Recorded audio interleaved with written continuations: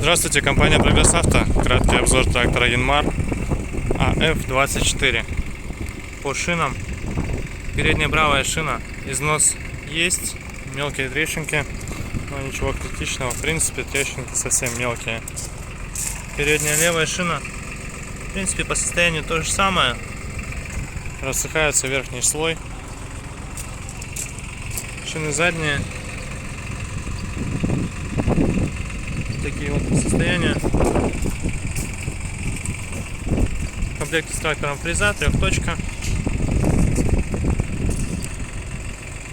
Все здесь механическое, ничего лишнего в принципе нет по электронике, нечему ломаться абсолютно.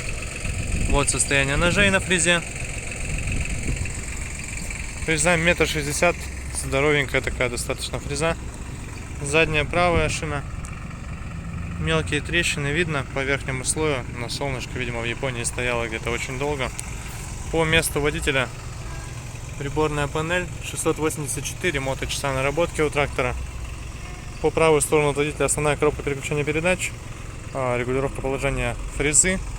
По левую сторону повышенная и пониженная, раздатка. По левую сторону снизу вал отбора мощности. У вала отбора мощности, что примечательно, есть задняя передача, то есть это очень удобно, если что-то во фрезу намотается. Ну а так, в принципе, вот весь трактор. Достаточно крупный, мощный, полноприводный тракторок свеженького года. Поэтому приезжайте, смотрите и забирайте, конечно же.